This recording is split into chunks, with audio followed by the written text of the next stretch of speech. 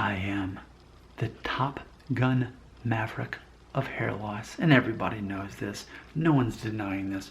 No one can prove me wrong when I say that I'm the number 4 hair loss YouTuber of the world, and the number 1 hair loss YouTuber when it comes to the number of hair loss videos, which is well over 2,700. With that being said, are you a hair loss nerd? The answer is yes, you are. How do I know this about you? Because you're watching my videos. I can't believe Nick just did that. He's alienating the people who watch his videos and support him. Well, more importantly, I am showing you a concept that everyone needs to understand. Nerds are everywhere, and not just hair loss nerds. Let's talk about sports nerds. I think some of the nerdiest men in America are guys that are really into sports. I mean, the whole thing about March Madness and doing brackets and betting money on who they think's going to win, how nerdy. And you'll hear them in March, and they'll be comparing, well, there's this recruit and he's from this school, and they like know all these stats. They know how tall he is. They know where he went to high school, where he went to, all this stuff. I'm like, that's nerdy. I mean, that's really nerdy. I just flew back from Houston, and there was a guy in front of me, and I happened to see his phone, and his phone was all these sports apps like ESPN, ESPN2, all this stuff related to sports. Now, I can make an assumption that somehow he's in the career of something, but he's not. He very clearly, to me, I can see he's a middle-aged man that just really loves sports that much. And what I'm saying about most people who are into sports, they're nerds. They're nerds about sports. A lot of them couldn't play the sports now anyway, but they're keeping up with all the trivia of all these players and all these points and all these. Who cares? It means nothing. What? No, Nick, because, people can make a career. Yeah, it's a long shot. And people get all caught up in that. Or what? Oh, Nick, you can make a lot of money gambling. That's stupid. That's stupid if you're expecting to make money by gambling. You should, I invest my money. I know that's a form of gambling, investing, but it's at least a smarter one than over some random guy who's playing a game. That's so nerdy. But people tend not to think of it that way. It's so nerdy to care about sports. Nerdy to know all those facts, the players' names, the scores, and who won the tournament last week and who won the championship 3 years ago. Nerdy, nerd. You're a nerd. You're a nerd. You're a nerd if you care about sports. It's funny because it used to be that way about like Star Wars and Star Trek and things like that. And we would assign certain like nerd categories to certain people who were apparently less cool. I say the sports category of nerddom is the biggest one. Now, with that being said, what is a nerd? Ultimately, a nerd is a person who knows too much about a thing.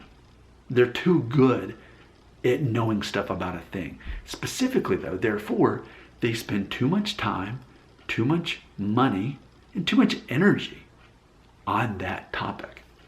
So with that being said, you can understand why I'm saying, if you're watching my videos, you're a hair loss nerd. Oh, but Nick, then that makes you the ultimate hair loss nerd.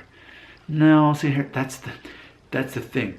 I'm not a hair loss nerd because I'm the guy that is, you say it with me, making money off of your obsession with hair loss. And it's the same thing with ESPN. Billions of dollars are made as they prey on people who care way too much about stupid sports. And we can say that about anything. We can say that about ABC, the TV network, that makes a stupid show, The Bachelorette and The Bachelor. It's so stupid. But all those female nerds watching that to find out who they're going to pick, so nerdy and stupid. We can say this thing with so many things, but behind every group of nerds, someone behind the scenes catering to that, making money off of those people who spend way too much time, energy, and money for that topic. Now, I've been very open over the years about this. My whole goal is for you to stop watching my videos. It's not that I'm not glad that you're here. I realize I'm catering to the free market. But ultimately, What I want you to do is to stop watching live videos, to get to the point where, like, wow, I really don't need to watch his videos anymore. It's not that Nick's videos are pointless. It's that everything he's going to say, he's already said 5 times this year. Because ultimately, you work with the hair that you have. If you don't have enough hair, you shave it off. And ultimately, it's a matter of confidence is not exclusive to hair. In fact, men are judged very harshly on things other than their hair. Like their confidence, like their skill set, like their ability to make other people feel good about themselves, helping other people. Those things matter. And men are judged harshly by those things. And, you know, what other things I've said? If you could grow a full beard by the time you're 18, I mean a connected full beard, you're more likely to experience hair loss sooner in life than later. You look at a photo of yourself at 1 year old, that's a projection of you at age 35. Because pretty much if you can keep most of your hair by 35 naturally, you're most likely to keep most of your hair the rest of your life. I just said everything you'd ever need to hear or know. And I'm not going to say anything new. That's it. That's all there is to say. But yet, I'm going to keep making videos and people are going to keep watching them because they need this sort of reinforcement. There's not people in your life like me telling you, hey, you're making a big deal about hair loss. You should be making a big deal about these other things you're being judged on. You don't have somebody like that in your life. No one's openly talking about it. So I've learned, hey, I can help people here. But I really wish that people would graduate from my program and get to the point where they no longer care about their hair. And if they want to keep watching my videos, they do just because it's something they enjoy doing, but not because they actually worry about their hair loss. So in closing, how do you feel about what I said? Now, if you're offended by it, that only shows the real issue. If you're offended by some random guy on the internet saying that you're a hair loss nerd or that you're a sports nerd or you're whatever kind of nerd, if you're offended by that, then that's your problem. It means you're so insecure and you have no real identity that you're going to let some random guy hurt your feelings and get disrespected. Unsubbed. I unsubscribed to your channel because you hurt my feelings because you said I'm a sports nerd. I care too much about basketball. If you would leave a comment and say that, yeah, that's your problem. That's your problem. Because what do I always talk about? You begin to grow up and know who you are when you stop giving emotional control to other people. And I'm just a random guy on the internet. Imagine that you would give that access to people in your real life. You would let them disrespect you, offend you, and all that stuff. That's a personal choice that you make. But when you have no true identity, that's the kind of thing you do. You let people have that control because you give them that control. And it's going to be really fun for me actually to look at the comment section and to see if I angered anybody by what I said, especially about the hair loss nerd thing. Because the whole point is there's nothing wrong with knowing way too much about a subject. But I think there can be something curious and peculiar about something when it becomes that much of an obsession. And it's so funny. One of the comments I get regularly, Nick, you're obsessed with hair loss. That's all you ever talk about. Yeah, again, that's someone who doesn't understand the free market. YouTubers are entertainers that cater to what people are already obsessed with. I learned years ago, men are obsessed with hair loss. My ultimate goal is to get you to not be obsessed with hair loss because I simplify this like I've already done in this video. That's my goal.